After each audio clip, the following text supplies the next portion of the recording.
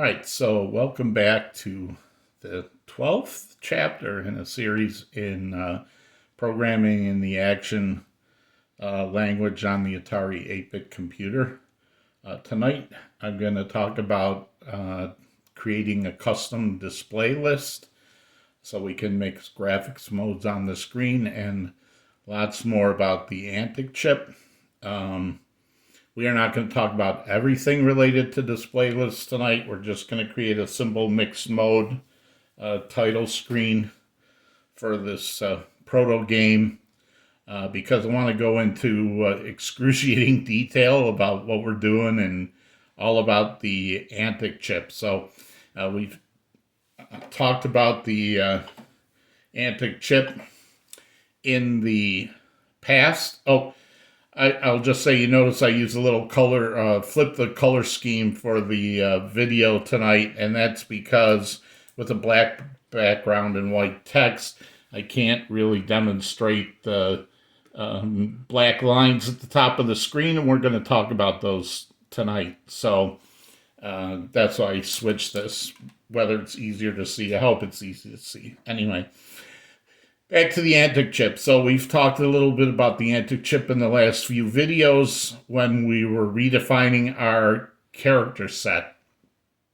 So as I've mentioned before, the ANTIC chip is a separate chip in the Atari 8-bit line that controls the display, and it has its own little programming language and its own little program that it runs. That's so your 6502 main processor can do other things and other chips can do other things.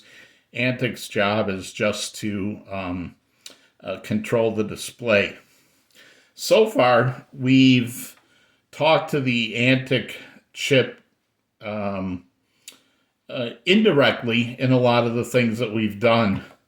So here in our setup, wherever we called the action library routines for graphics or set color or plot or locate. So all these action library routines are actually talking to the ANTIC chip. So color, setting the color in the text modes that we're working in says, hey, ANTIC, the next thing I want you to put on the screen is this character code. And then plot will say where I want this character code to show up. Locate says go look at screen memory and find the character code that's there. Graphics and set color changes the color registers that ANTIC looks at to put the colors on the screen. And the graphics mode actually sets up screen memory, and it tells ANTIC how to display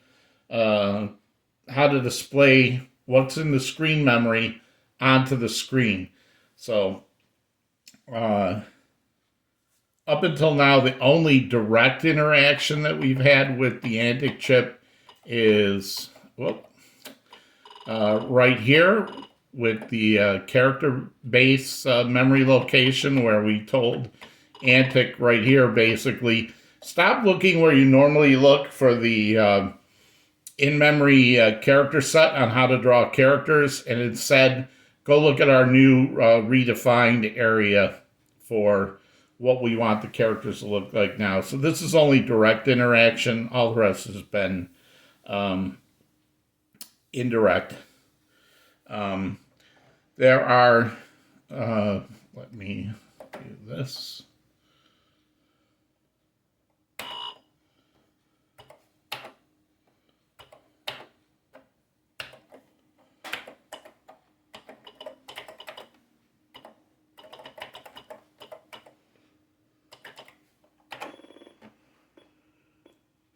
All right, so I've said that the ANTIC chip has a little computer program called the display list.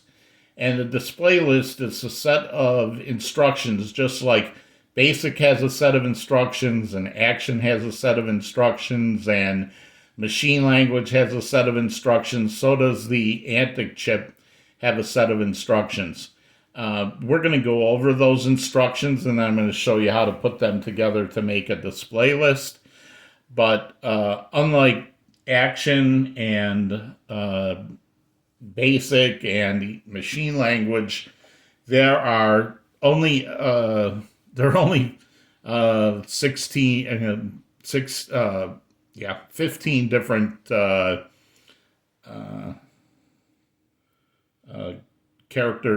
there was only 16 different instructions that the ANTIC chip knows. So the first instruction that it knows is, if you remember in the last video, I talked about high nibbles and low nibbles in a byte. So this is 1 byte. 8 bits is 1 byte. All the instructions to the ANTIC chip in a display list are 1 byte long. So they're all, every instruction is 1 byte, and each byte is set up where the top half, or the top nibble, has 4 bits that are used for various things I'll go over in a minute.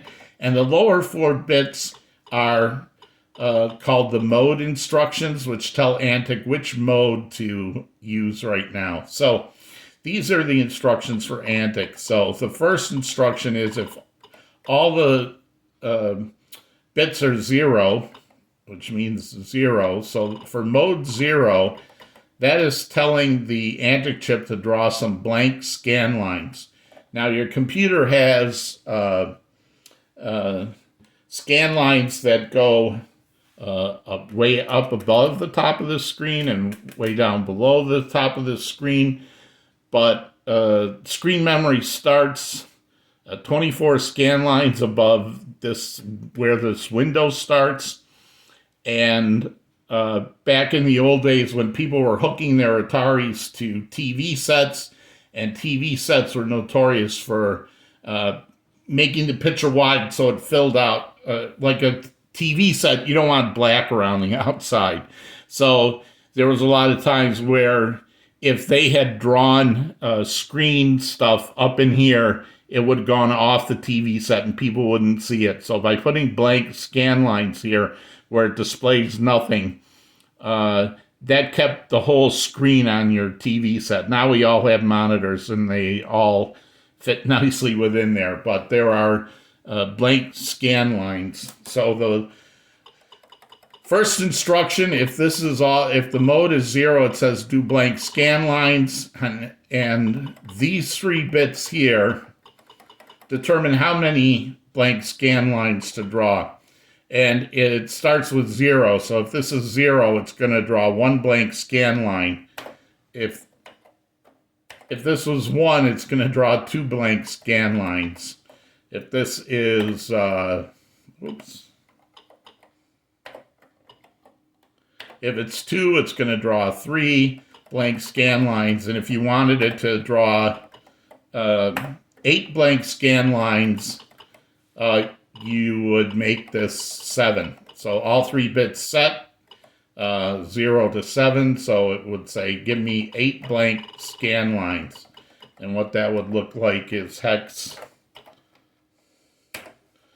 70, right? So here's the low nibble, and here's the high nibble with a 7. Now, anywhere on this screen where you see an X, these are bits that could be set, but I'm going to talk about them in a future video. Real quickly, this first bit is used to enable display list interrupts. It's going to be a future video. This is for horizontal scrolling. This is for vertical scrolling. That's all going to be subject of a future video. We will need this, which is called the load memory scan bit. We'll need that in the graphics modes. However, keep in mind for the blank scan lines, these bits have nothing to do with scrolling or the load memory scan. It's simply a counter of how many blank lines to draw. So don't read anything into these bits other than it's how many blank scan lines to draw. The second the second instruction that it has is called mode 1, and that tells the display list to jump to a new memory location and start start following the display list instructions at this new location. These bits that are inverse video, they mean these should always be 0. The only bit you can change here is this one from 0 to 1. So this is either going to be, and that, if you see, is the 4-bit. So this is either going to be a 1 if it's not set, and 4-1 if it is set. So what does that mean? If it is 4-1, if it's 0-1, it says, hey, the next 2 bytes are going to be a memory location. Jump to that memory location and start drawing the display from there. The only time this will really come up in practice is if you're using a graphics mode like Graphics 8, that's 8K, or a long display list. It can't go over a 1K boundary, so you use this to jump over the boundary. Most of the time, this bit will be set to 1, and what that means is jump to the memory location, but wait for the vertical blank interrupt before you start processing instructions again. And this is usually used right at the end of your display list to go back to the start of the display list. So what happens is when your display list starts executing, the ANTIC chip will do these directions, whatever you have. It starts in this top corner, or actually it starts up here and it does some blank scan lines. Then it starts here and it starts drawing across like this. When it gets down to this very bottom right corner, that's where I'm going to put in this 41 and say jump back to the start up here and do it again, but wait for the vertical blank when the TV turns off the display downs here and jumps back up to the top corner. So we can do other things in the vertical blank, but that's a later discussion. So right now, blank scan lines and jump to memory locations. Now, from here out, the modes all indicate different ways of displaying things on the screen to ANTIC. The first, not the first because these two, but the next 6, 1, 2, 3, 4, 5, 6, where this bit is not set, these are all text modes. So mode 2 says display a graphics 0 line. Mode 3 says this is a custom text line with descenders. Very rarely used. It takes up 10 scan lines for each character. This is ANTIC mode 4. It's another custom text line. ANTIC mode 5 is another custom text line.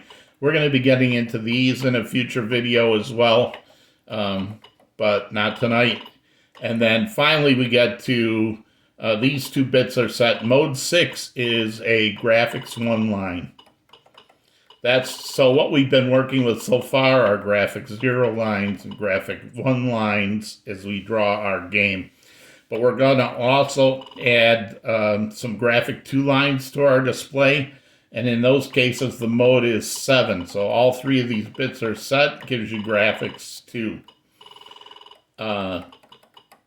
Again, these X's can do things that we're not going to talk about today, scrolling and enabling vertical, display list interrupts. We're not going to talk about that today.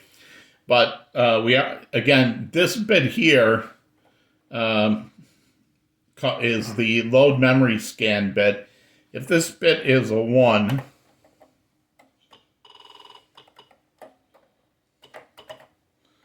then what it's telling the ANTIC chip, so if it's 0, it just says draw that line of text, whether it's a custom text or a graphics 1 line of text. It just says draw 1 line. If you flip this bit over here, which is the same as adding 64, right? 1, 2, 4, 8, 16, 32, 64. So this would actually be 66 in decimal. But if this bit is set, then what it says to ANTIC chip is, hey, the next 2 bytes that are coming after this is a memory address. And that memory address holds the location of screen memory. Screen memory is a bunch of memory that holds a bunch of bytes that are either going to be character codes in these text modes. So in this case, they're all going to be character codes in screen memory. Keep in mind, screen memory is not what is actually shown on the screen. Screen memory is what ANTIC takes and says, okay, I'm going to take what's on that in that screen memory, and I'm going to interpret each character code and change it into, I'm going to look up the index into the character set that you told me about, find the character, and plot that character on the screen. It does all that for us. So the first one, you always need to set this bit so you can tell it where screen memory starts. After that, you can leave it out, unless you want to have it look at some other screen memory. So you may have some pictures in some place and some text in another place, and by flipping that bit, the load memory scan bit, you can get it to go look at some other place in. If you don't flip that bit, then it just continues from wherever it last was. So it always maintains the last place it looked at, and it goes to the next place. And anything where this bit is set in the mode, we're not going to talk about those, but everything after that with this bit set from 1, 0, 0, 0, all the way to 1, 1, 1, those are all mapped graphics modes, where instead of taking a screen code and translating it into an index into the character set and grabbing bytes and displaying them on the screen, in this case it goes to screen memory and it grabs the bytes, and depending on what pixels are set and what the color registers are set, it plots points of colors on the screen for you. We'll talk about that at some point, but today we're still sticking with character modes. So, what our display list our display list instruction list that we're going to tell ANTIC to operate is going to be, we're going to tell it to do 24 blank scan lines. Then there are 192 scan lines from here down to the action logo. In a normal screen, there's 192 scan lines. In graphics mode 0 and graphics mode 1, each character is 8 bytes high, 8 bits high, 8 scan lines high. That's why there's 24 rows in graphics 0 and 24 rows in graphics 1. 8 times 24 is 192. That's how many scan lines you have. In graphics 2, every character is 16 scan lines high. So that's why you only have 12 lines of graphics 2. 12 times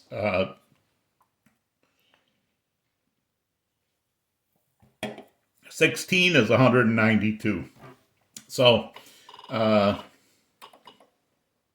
our instruction list. Let's just go and start creating the instruction list. But anyway, the short version is ANTIC takes a bunch of instructions. It only has 15 of them, 16 of them. It's got one that says display blank lines, one that says jump to memory location, 6 that do text modes, and another 7 that do graphics, map graphics modes. And then the GTIA chip can interact to get you 3 more modes after that, but again, another discussion. So, all right. Let's see how that works in practice. So.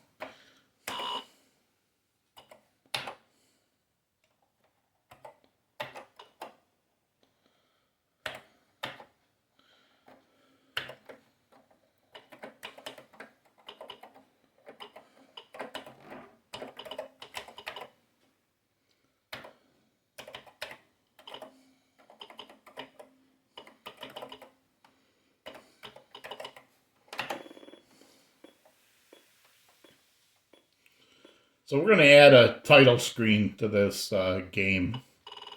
So the first thing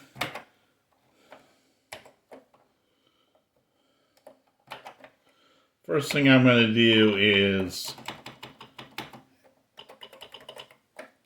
add the select key to use that to get out of our title screen. We're using start to get out of the game. We'll use select to get out of this mode. All right. The next thing we're going to do now, we're going to start, before all we used to talk to ANTIC was this character base variable. We're going to use some more now. These are byte variables.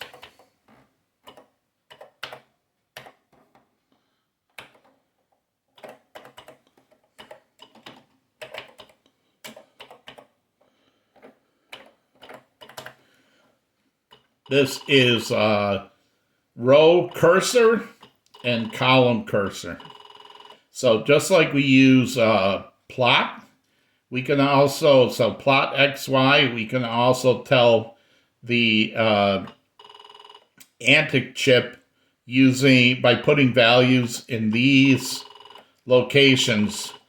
Column is your X. So if I put a value in here, that's like the X in the plot. And row is Y, so this would be putting the Y in the plot. So we're going to use those to talk directly. 2 other locations that we need is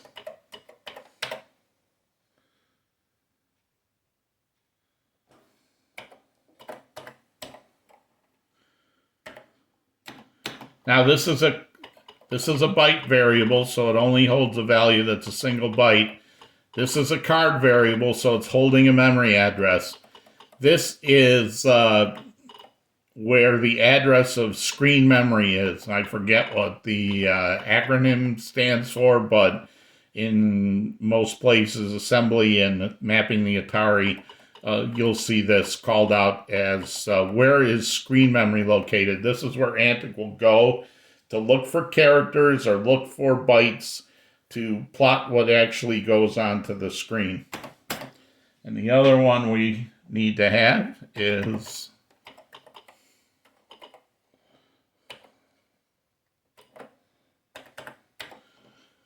this is another card, so it's an address, and it's going to tell ANTIC where our display list is located. It also tells us at the beginning where the display list is located when we start the program up.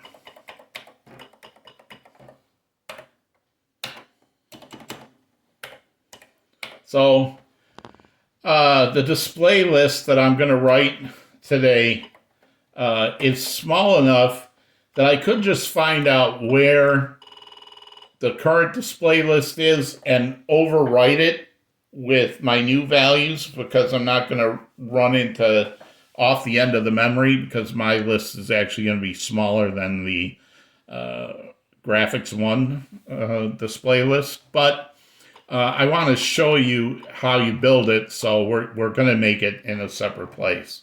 So the first thing is we need those 24 blank scan lines. You remember the low bit is the instruction, so it's ANTIC mode 0, which says draw blank scan lines, and the 7 means draw 8 black scan lines. So this totally does 24 blank scan lines. Now the next thing is we want to, what I'm going to do is have graphics 1 on top, graphics 2 in the middle, and graphics 1 at the bottom. A graphics 2 row is twice as high as a graphics 1 mode. So for every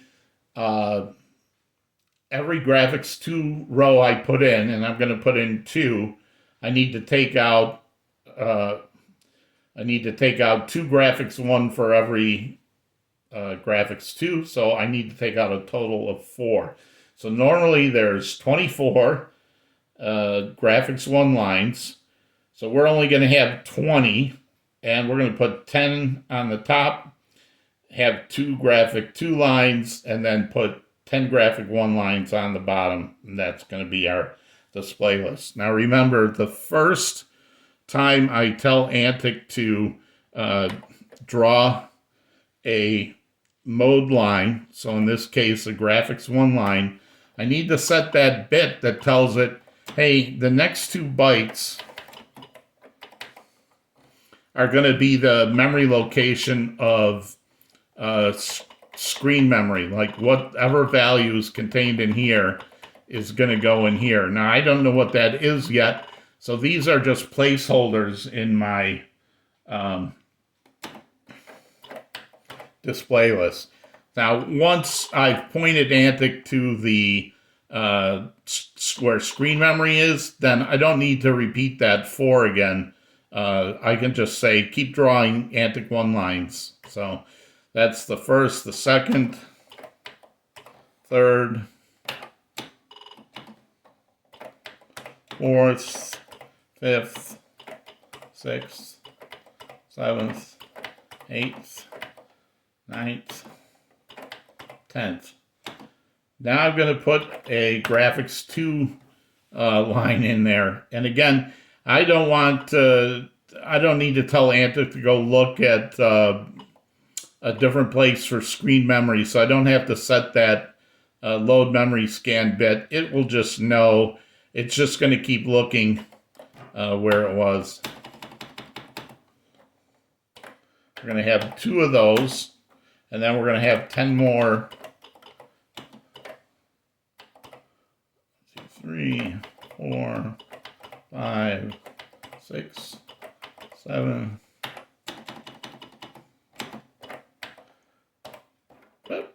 8, 9, 10. Now, that's the end of my display list. So, again, just to repeat, draw 3 24 blank scan lines at the top. Start in graphics 1. You can find screen memory here. I'm going to fill that in later. And then 9 more lines of graphics 1. So 1, 2, 3, 4, 5, 6, 7, 8, 9. 2 lines of graphic 2. 10 more lines of graphic 1. That's my 192 scan lines, so I'm done. So the next thing I'm going to tell ANTIC to do is the jump location, which means this display list is done. So I want you to jump to the next 2 bytes are going to tell you the memory location. And again, I don't know what those are right now. We're going to fill those in a bit. Because we're gonna store our display list in a safe place. I'm going to show you how to do that, but I probably won't explain it. So again, 24 blank lines. Start with mode 6, find screen memory here, draw a bunch of graphics 1 and graphics 2 lines, and then when you get to the end, jump back to the start of this display list. And another thing you can do with action is if you're looking for a safe space, you can define a byte array, and Action will reserve it. So I'm going to reserve, even though this is only 30 bytes, I'm just going to reserve 128 bytes just to be on the safe side, because I don't want it to cross a 1K boundary. Remember, we don't want this list to cross a 1K boundary, and I'll show you how I do that in a little bit. So now, just to review, we've added row cursor, column cursor, pointer to where the display list is, and a pointer to where screen memory is, created a display list, and set up a place to save it.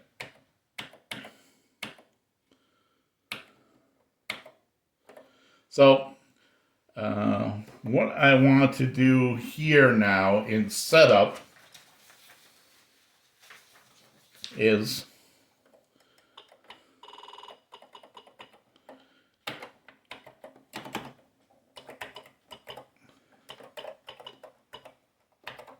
add a title screen.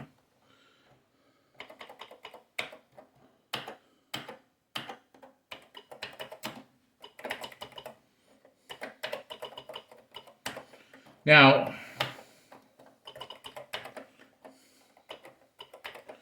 what I would like to do is take advantage of all this stuff. So I want to set, just, by calling graphics 17 before I mess with the display list, I can make sure that ANTIC reserves that screen memory someplace. I don't have to worry about doing it myself. And I want to redefine the characters and set these colors so I can use them in the title screen. I actually want to add a couple more colors in here. Oops.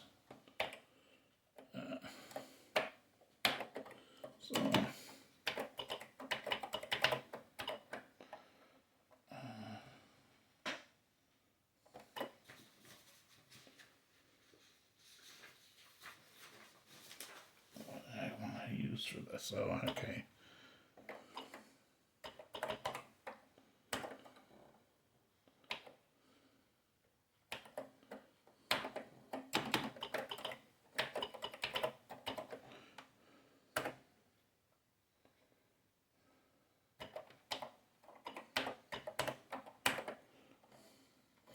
What I'm going to do is I'd like to use all this before I call my title screen, and then I want to use it again to set up the game. So I'm going to actually take this code and create another procedure, which I'm going to call init screen.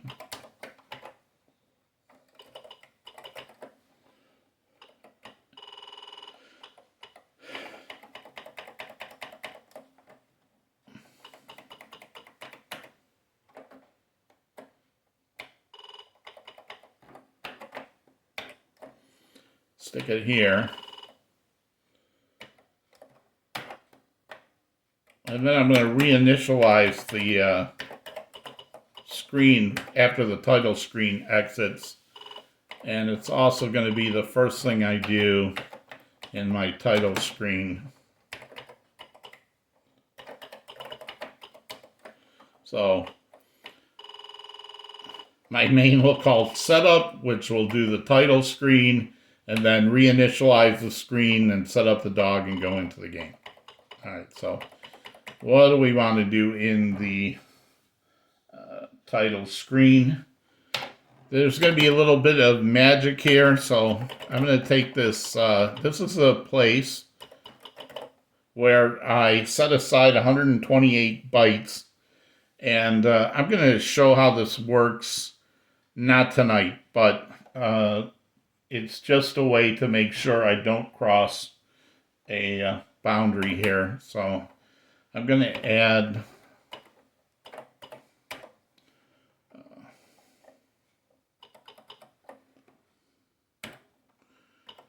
I'm going to add 64 to this.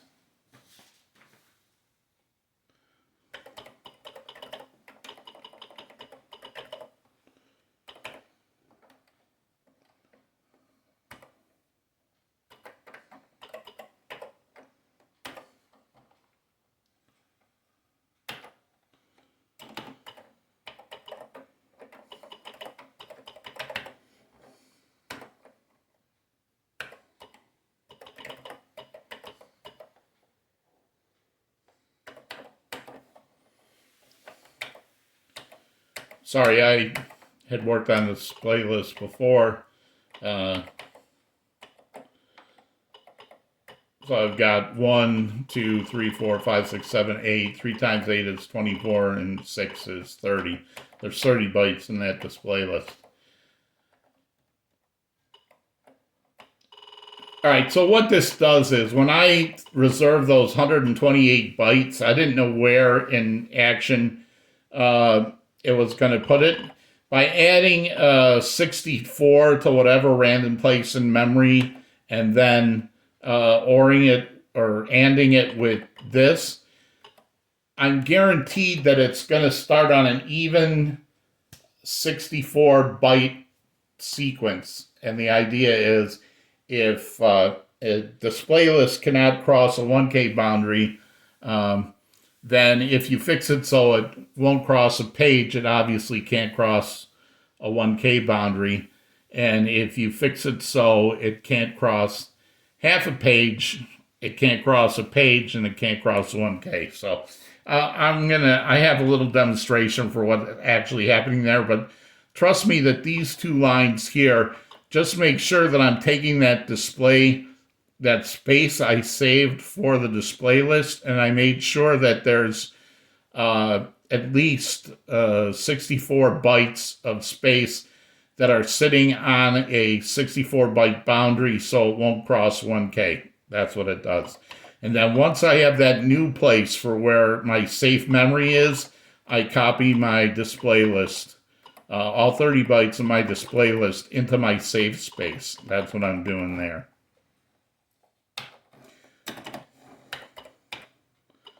Now I just have to fill in those zeros. So this should be familiar from before.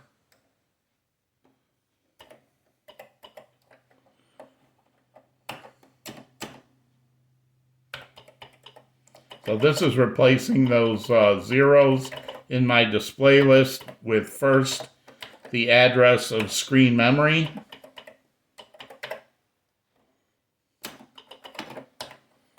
Right, so this says, this is whenever I AND it with FF, that clears out the low bytes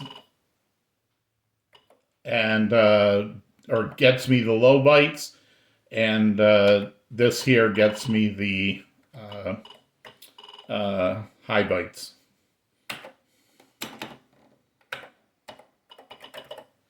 And then the last 2, since it's action arrays are indexed from 0 to the length of the array -1. So even if it's 30 bytes, it goes from 0 to 29. So the last 2 empty bytes there are here, and I'm going to tell ANTIC chip that where you want to look for the display list is not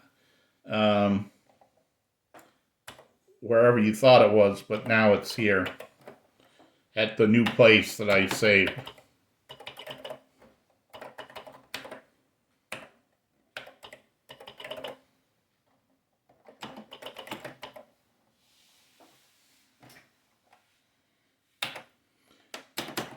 So now my display, I found a safe space to put my display list. I've copied it over there. I've filled in the placeholders with screen memory and the first address of the display list. So the last thing to do is to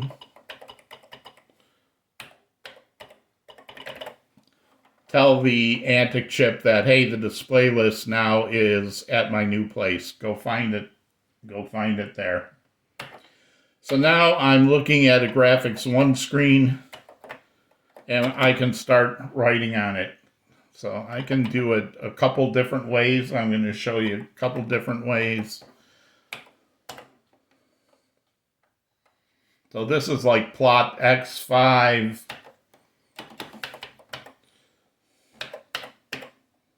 Y4.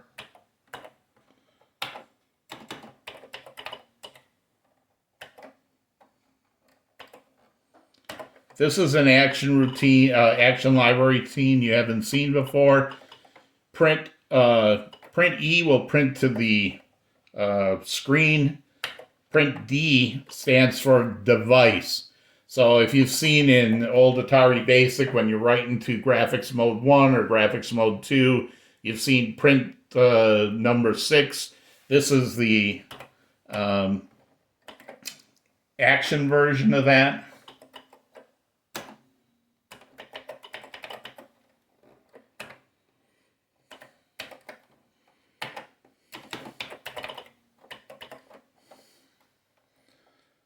Now the E says do it with an end of line, so it's just going to print onto the next line.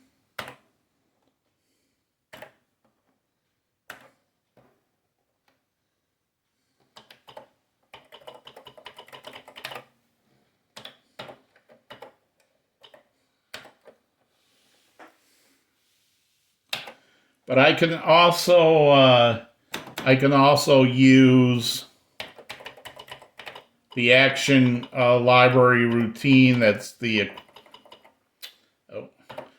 equivalent of the basic routine, which says, you know, position is the same as using this column cursor and row cursor. So whatever feels more natural to you. I like this better because I'm directly changing the memory locations and not going into somebody else's routine to do it.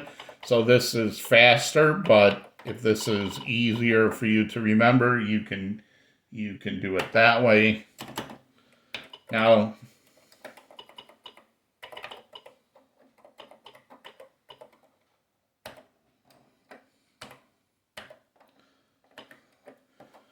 so if you remember, basic always starts with counting with, or basic. The Atari always starts counting with 0. So by saying to put this on column 6 of row 10 is the first of my graphic 2 rows.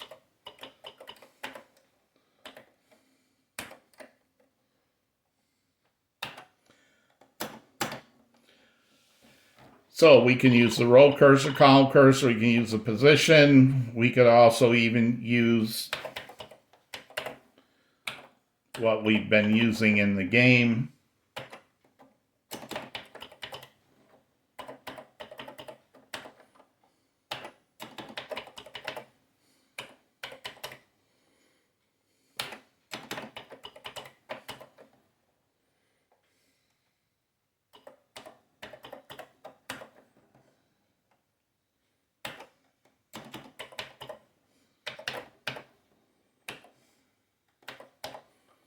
And then this will put me back down into my graphics 1 area again.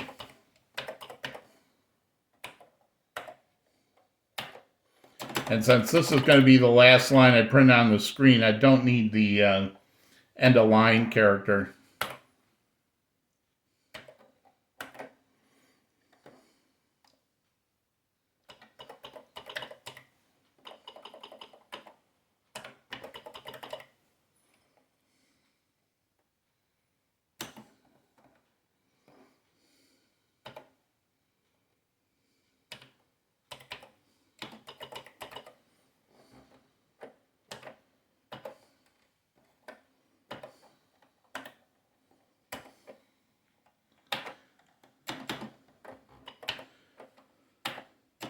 We're just gonna leave that on the screen until they press select.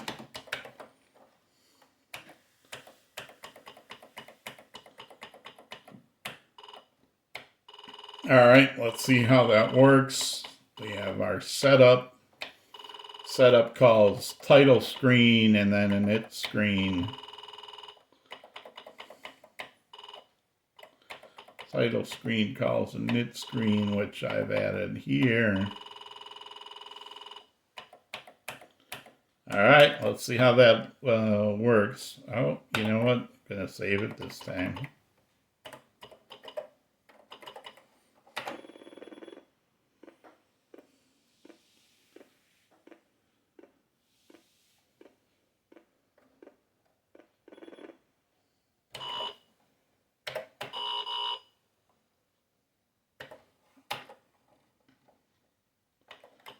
Got the comma.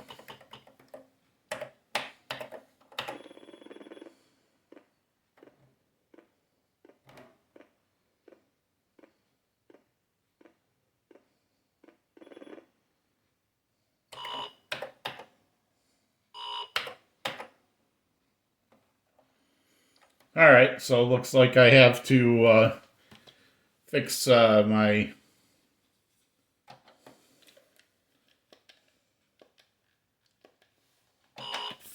let's fix that real quick.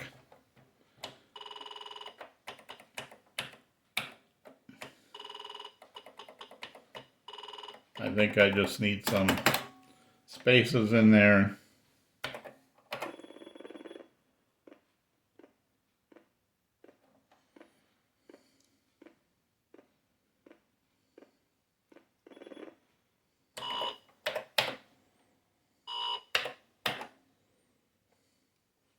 Could have used one more space, I think. But there you have it. Graphics 1, Graphics 2, some redefined characters, and some colors. As always, wow, 47 minutes. Sorry, this is longer than I wanted it to be. I guess I could have broken it up, but hopefully you can watch a little bit, take some notes, watch a little bit, take some notes.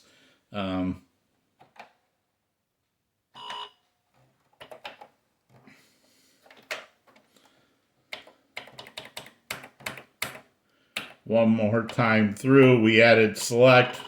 We added this row cursor, column cursor to mark the position, screen memory, and where ANTIC thinks screen memory is, where ANTIC thinks the display list is. We created a display list. This is blank to hold the screen memory. This is a blank to hold where display list starts. It has 10 graphics, 1 lines with 2 graphics, 2 lines in the middle. And we set up a nice safe space to hide our display list.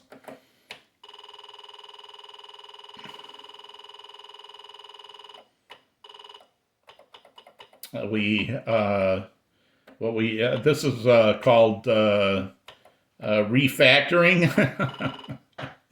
When you take code that you're using, you want to reuse more than once.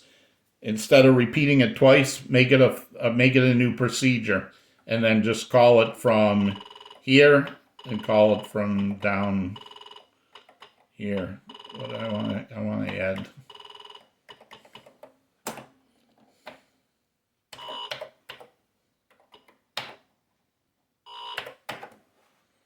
That's better. Good. All right.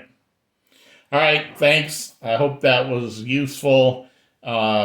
We'll talk more about the display list, and the next time will be a much shorter video. I just want to show you how I did that safe space memory thing. I have a kind of an example diagram worked out on how to do that. Thanks. Bye.